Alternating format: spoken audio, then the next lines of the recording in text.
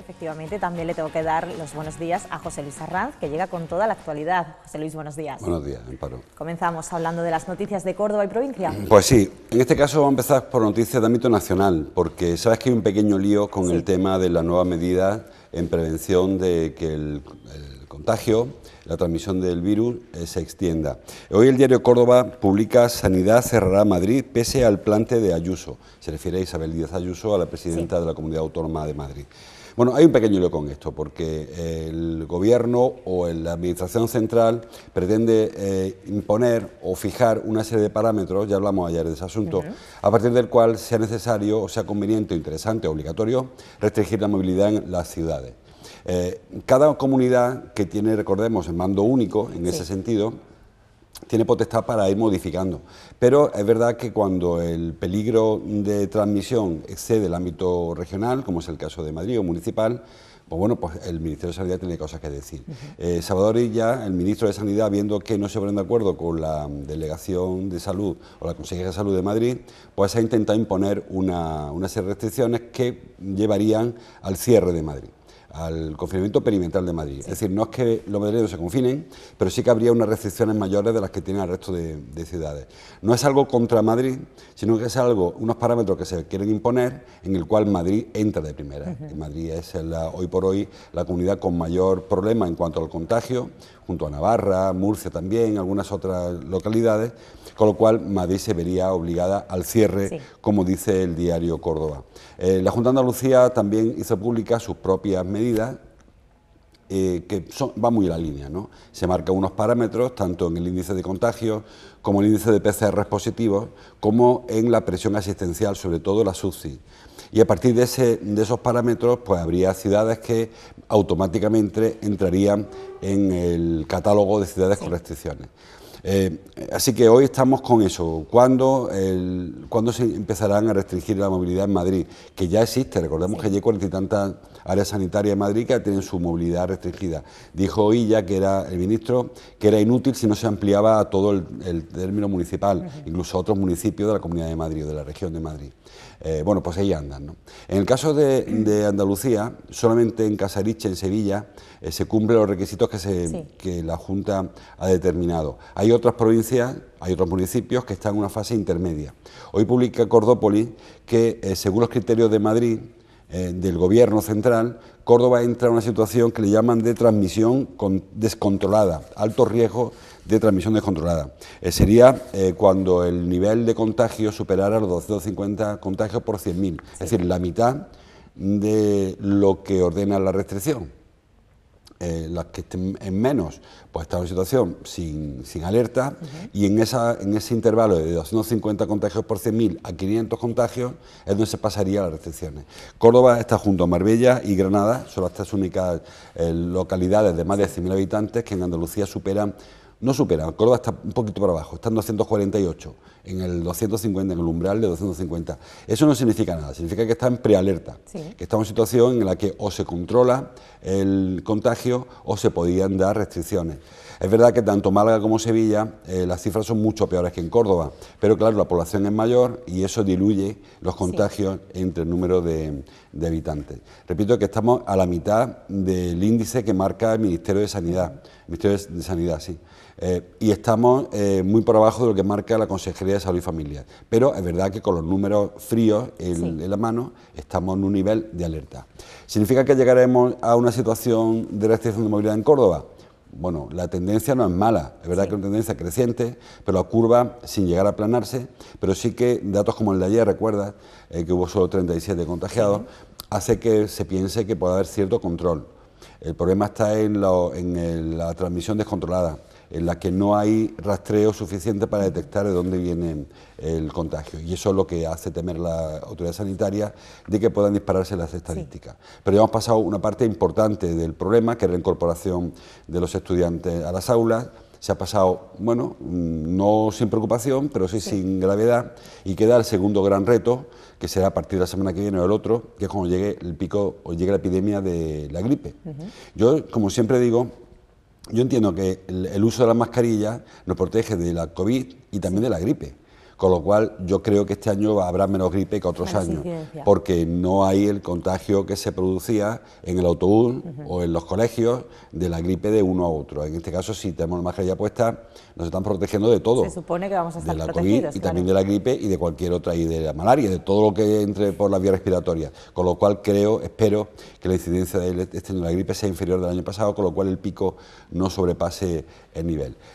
Hoy por hoy no hay presión asistencial en Córdoba, ni en planta, ni en la SUCI, en ningún lugar de Andalucía, en situación de alerta, pero sí es verdad que hay datos que preocupan, ¿no? Entonces, sobre todo en no poder seguir el origen del brote.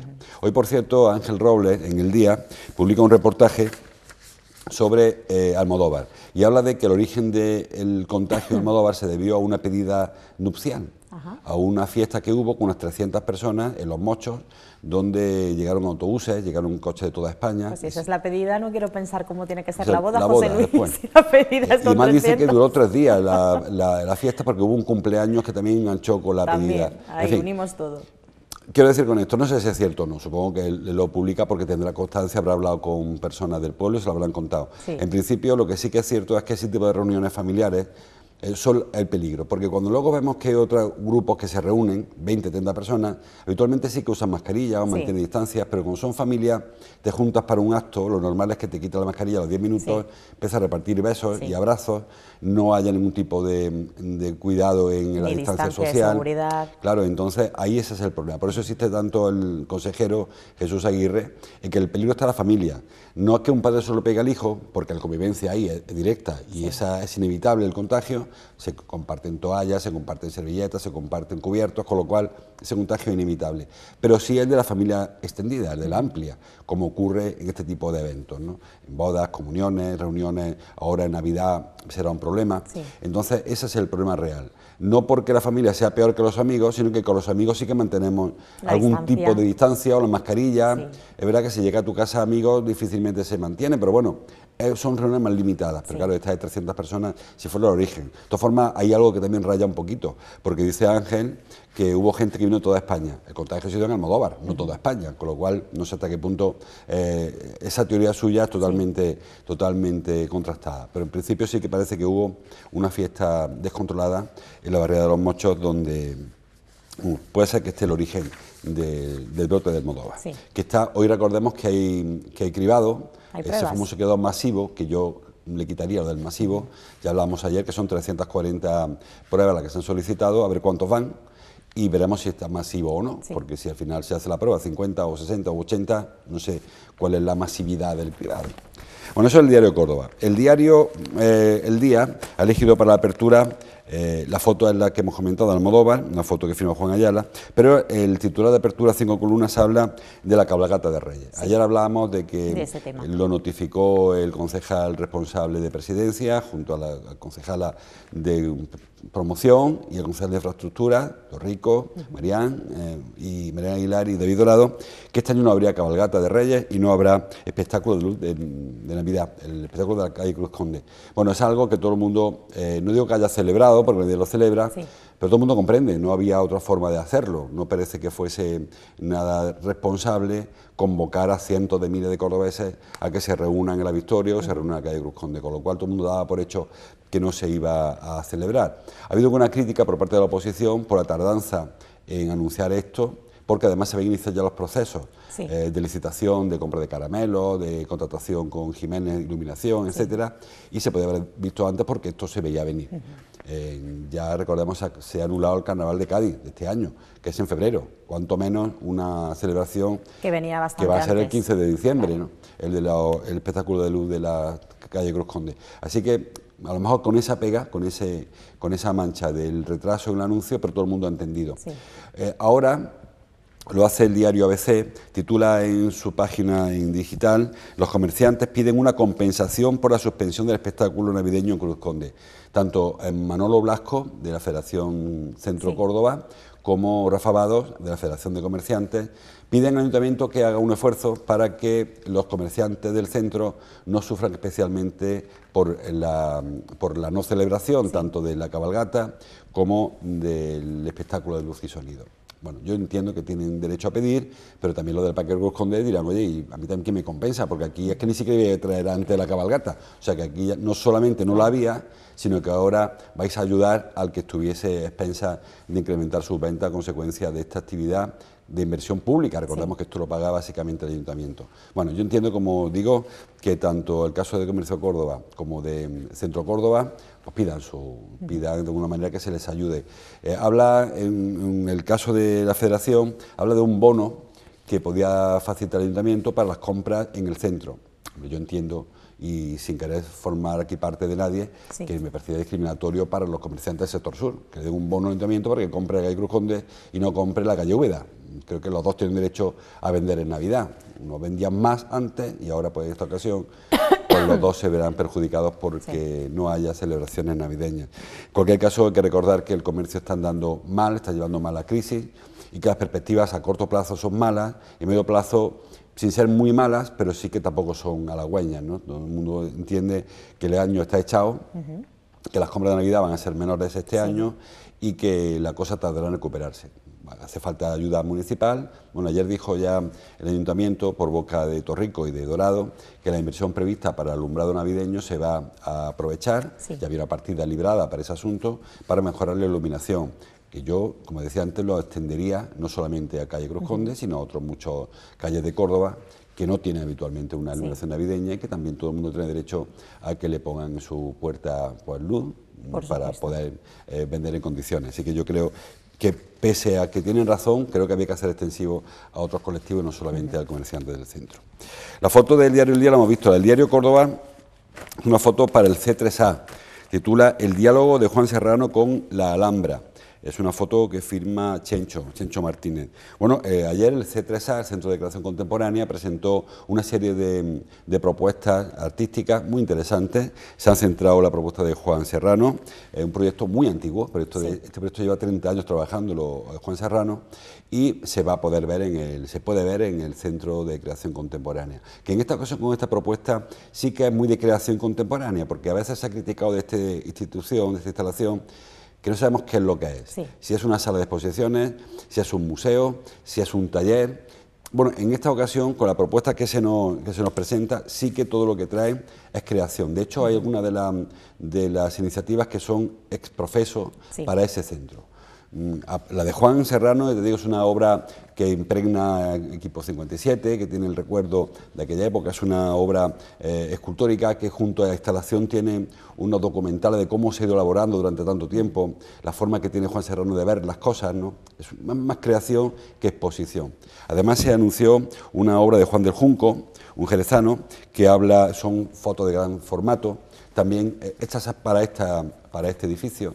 Es muy interesante, una obra de Cachito Vallés, que es un sevillano, que es la cuarta obra que hace este hombre para la iluminación artística del edificio. Sabes que en la cara que da al balcón de Guadalquivir se proyectan, bueno, es un sistema muy curioso, y se ven una serie de imágenes. Bueno, pues la cuarta de sus obras también se presentó ayer, que se llama Energía Oscura. Y por último, una proyección, se llama Esto es el cielo, de Nathalie Djurberg y Hans Berg, que mezcla la escultura con la animación fotograma a fotograma, con el sonido, también muy interesante. Pero digo que todas estas obras son obras muy de creación, que siempre cabe la duda, ¿no? Porque se quería que no fuera una sala de exposiciones, que ya hay en Córdoba, que no fuese tampoco un museo de obra permanente allí, porque también hay otras alternativas, pero faltaba ese lugar de creación y ya se han hecho otros, otras propuestas, digo, pero en este caso las propuestas que se presentaron ayer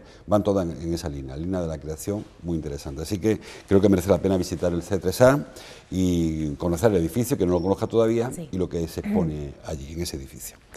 En Cordópolis se encontró una noticia de alcance de última hora, esta mañana, habla sobre una fuga, una rotura de una tubería que ha inundado una parte del Brillante. La rotura se ha producido en la calle, diré el nombre, Capellán Evangélico Miguel Ortiz, que es una calle que está a la espalda de los depósitos de agua en Huerta de los Arcos, no lo de Maxa, sino son de Maxa, pero en Huerta de los Arcos, cerca del Hotel Aire, para que nos entendamos. Había una rotura a las 9 de la mañana aproximadamente y ha inundado medio barrio, ha llegado incluso hasta la calle del Hotel Aire, a Poeta Alonso Bonilla, y ha bajado por la carretera de Alba. Una fuga espectacular que ha motivado a muchas llamadas de Maxa que han dicho que hay una obra allí, no sé si relacionada o no con el centro, con el depósito de Maxa en Huerta de los Arcos, y eso ha producido esta fuga, así que todo parece que se solucionará en los próximos días, en las próximas horas. Hay que decir, por cierto, hablando de Maxa, que llevamos ya algún tiempo con vecinos que denuncian mal olor y mal sabor del agua, de agua potable. También ha habido una avería, ya fue la semana pasada, y por lo que sabemos, Maxa da por concluida la avería, con lo cual también un poquito de sugestión siempre nos queda. Cuando tú piensas que el agua sabe mal, al final te acaba sabiendo mal, y el olor igual, tú lo hueles y como creas que huele mal, termina oliendo mal. Sí, parece que está solucionado y con lo cual en ese sentido todo anda bien. Anda peor el tema de los vertidos. Denunció, trae hoy Cordópolis, denunció Andalucía entre todos vertidos de aguas fecales al río a la altura del Molino de Marto. Es verdad que los que les guste pasear por allí habrán observado que en los últimos días huele peor ese lugar, ¿no? Ese sitio nunca huele muy bien porque ahí el río se estanca. Hablamos del Molino de Marto, hay muchísima vegetación, se han creado unas charcas en que se queda el agua, se queda allí. El río además ha bajado mucho de nivel y entonces pues, han quedado unas charcas que, bueno, pues eso acaba pudriéndose porque hay restos orgánicos.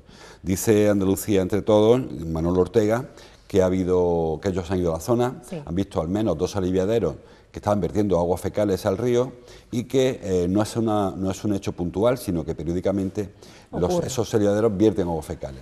Hay que decir que el río tiene un sistema de colectores que recoge el agua, las fecales, las aguas residuales de los domicilios y van en paralelo al río por las 2 márgenes, la derecha y la izquierda, hasta la Golondrina, hasta la estación depuradora.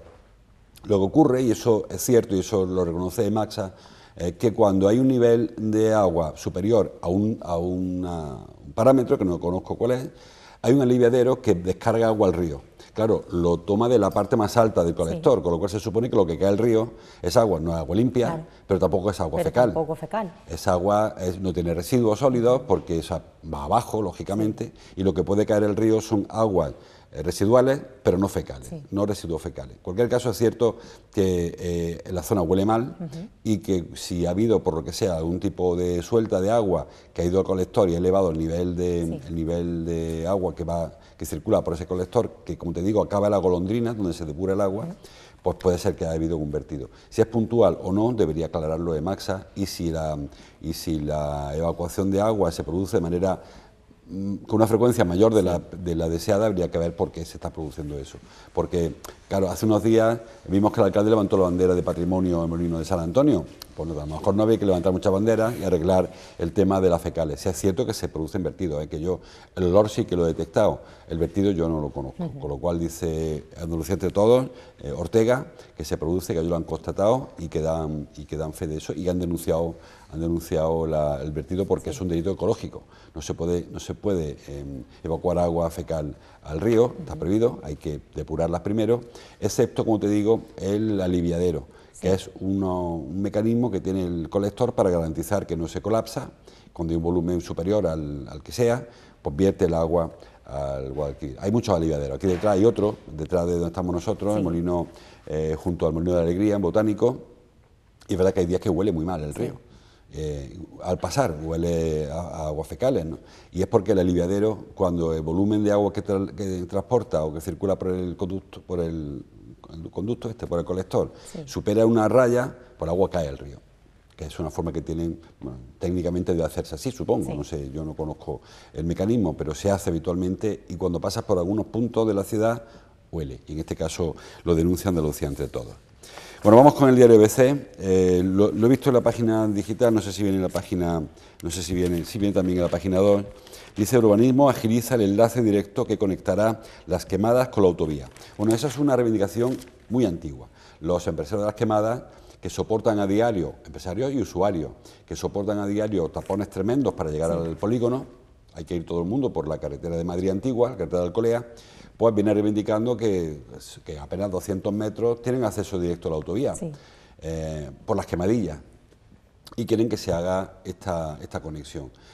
Hubo un proyecto hace mucho tiempo que consistía en adecuar la zona de las Quemadillas, que está libre de parcelaciones, para crear ahí un nuevo polígono industrial, las Quemadas Sur, y ahí incorporar esta autovía o este carril de acceso, una vía de 2 carriles en cada sentido, para que tanto los empresarios, los trabajadores de las quemadas como los usuarios no tuvieran que llegar a entrar por la glorieta del Aluviar, creo que se llama, y entrar por la carretera de Alcolea.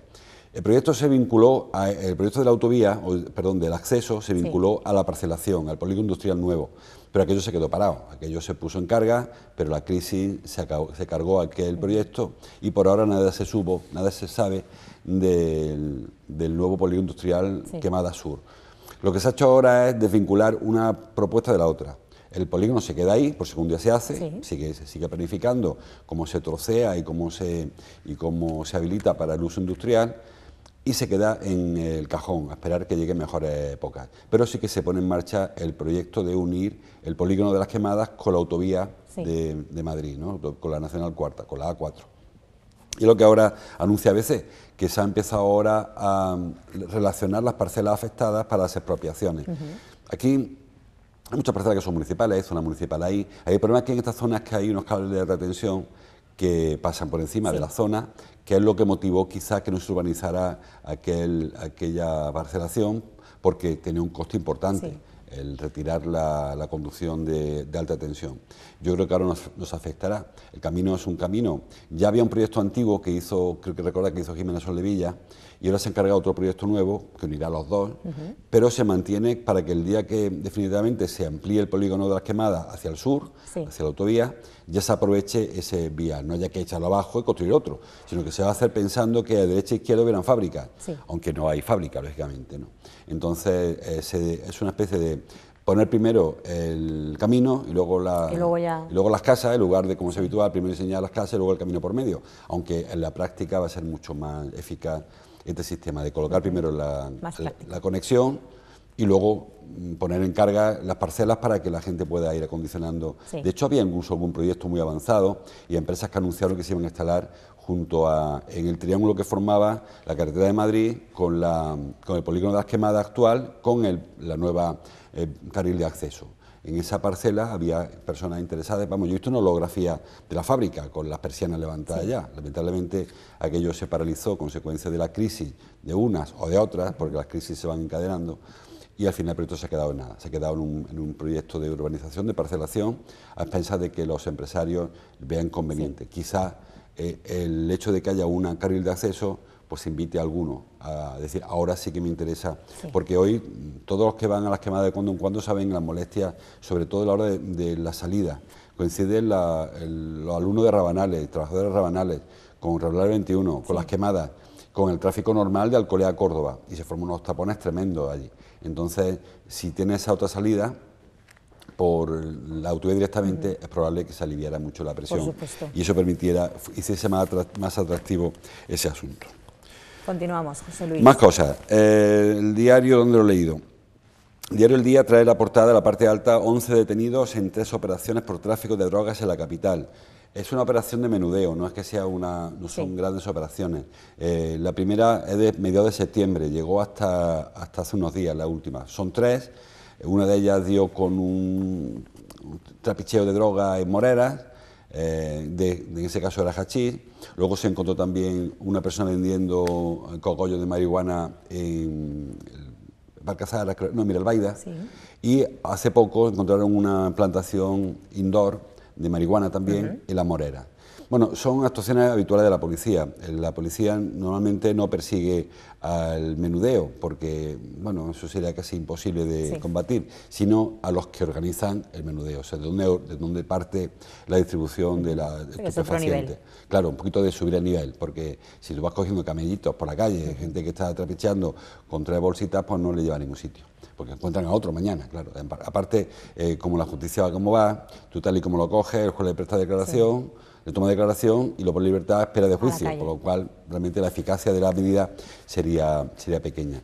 Sí, cuando se trabaja, como en este caso, por acabar con un secadero en Morera y por plantación de marihuana indoor. Que yo lo de la marihuana indoor, repito, siempre lo digo, no sé cómo no se detecta antes, porque el consumo eléctrico que supone una plantación de marihuana... Tiene que llamar la atención. Claro, la factura de sevillana debe ser tremenda, y aunque no hubiera factura, porque sabemos que en unas ocasiones son enganches ilegales, pero el consumo sí tiene que saltar por algún sitio. Claro. O sea, un consumo que no corresponde para nada a un domicilio. Repito, hay gente que se engancha a la farola, sobre todo porque, claro, si va a meter de actividad ilegal, no va a contratar una potencia mayor porque tengo en mi casa un cultivo ilegal de marihuana. Pero creo que eso tendría que saltar antes. A partir de ese tipo de indagaciones, pues se acaban detectando las plantaciones, en este caso la plantación de marihuana en Morera y el secadero de hachís que ha habido también en Morera. Bueno, la policía suele trabajar, como te decía, no perseguir el trapicheo, el menudeo, porque eso no consigue acabar con el tráfico de estupefacientes, sino un poquito un nivel más. En este caso ha habido 11 personas detenidas entre estas tres actuaciones policiales. Sí. Un par de cosillas más me quedan. Pues vamos a escucharte. A ver si lo encuentro. En el diario, ¿dónde está? En Cordópolis. No lo encuentro ahora. Sería en el ABC. No, me quedo con el diario El Día. Sí. El diario El Día habla de la foto de Almodóvar. Una foto dice calles vacías y temor en Almodóvar. Habla en ese artículo que te comentaba antes de Ángel Robles sobre el brote, el origen del brote. El origen. Pero aparte de eso habla de la sensación que hay no solamente en Almodóvar, sino en otros municipios donde hay una sensación que quizá la capital no tengamos, y es del peligro. En Almodóvar se ha detectado, según parece, por parte de los vecinos, de dónde se origina el brote. Hemos hablado de Valsequillo, de Luque, por cierto, tanto Luque como Lucena ya han bajado de las cifras de 500, ¿recuerdas que hablábamos ayer o antes de ayer que había 6 municipios en Córdoba, superaba las cifras? Lucena ha bajado de 500 y Luque también. Quedan Valsequillo, Santa Eufemia y alguno más, Miquetoria. Sí, quedan 4, Almodóvar y alguno más. Pero la sensación que hay en los pueblos donde hay ese tipo de incidencias son pueblos muy pequeños, algunos de ellos. Valsequillo tiene 300 y pico habitantes, todo el mundo se conoce, todo el mundo sabe quién es por cierto, ha muerto una persona más en Santa Eufemia, en la residencia. Todo el mundo conoce quién tiene el virus, quién está en cuarentena y tal. Da la sensación como de eso, pueblo fantasma. Y la foto que publica hoy Juan Ayala en el diario El Día da esa sensación. La reflexión que hace, que creo que la he leído en Cordópolis, es que a pesar de que la situación no sea para nada de optimismo, porque no lo es, porque es grave, y lo anunció el consejero y lo anunció también el ministro y lo dijo también el alcalde hace unos días, sí que no es tan grave como puede hacer pensar esta foto. Sí. O sea, no estamos confinados, la actividad puede mantenerse, hay que ir con precauciones, pero que si se mantiene la medida de precaución, las famosas M de mascarilla, manos, los metros, tal, se mantiene esa distancia, se puede mantener la actividad. No tiene sentido que vayamos nosotros mismos autoconfinándonos, porque si hay que hacerlo, ya se encargarán de recordárnoslo. Pero eso de que nosotros mismos nos limitemos la actividad, claro, puede ser contraproducente. Decíamos, la sociedad ha estado un riesgo en el equilibrio entre la salud pública y la economía, porque todo el mundo da por hecho que hay que mantener cierta actividad económica. Claro, si nosotros mismos reducimos la actividad económica, antes de que tendremos los dos perjuicios, el de la salud y el de la actividad económica, con lo cual, hombre, sin volvernos locos, pero sí que hay que recuperar la actividad. Hoy anuncia la Junta de Andalucía un bono turístico, por el cual desde hoy, desde el 1 de octubre hasta el 31 de mayo, los andaluces que viajen en Andalucía pueden recuperar hasta el 25% de su inversión, de su gasto. La Junta se lo va a pagar, siempre que haya unos requisitos, ¿no? Que se vayan a hoteles o alojamientos dentro de una red Andalucía Segura, que se compren los billetes en una agencia de viajes, en fin, una serie de requisitos, pero con un máximo de 300 euros se podrá recuperar parte de tu gasto turístico. Digo, que hay que mantener un nivel, es decir, con todas las precauciones del mundo, con toda que no puede parar cautela. La vida. Claro, sobre todo que nosotros no nos autoconfinemos, que yo creo que ese es el gran error, con todas las precauciones, pero bueno, que no paralicemos esto porque tendremos los dos perjuicios, el de la salud, porque el brote está ahí, y encima el de la economía, que la paraliza. El de la economía también. Así que creo que hay que tener un poquito de sentido común y hacer las cosas como todo el mundo creo que sabe hacer. Por supuesto. José Luis, muchísimas gracias por estar con nosotros este ratito. Mañana a las 12 seguimos hablando de actualidad. Gracias. Hasta mañana, Amparo. Raúl.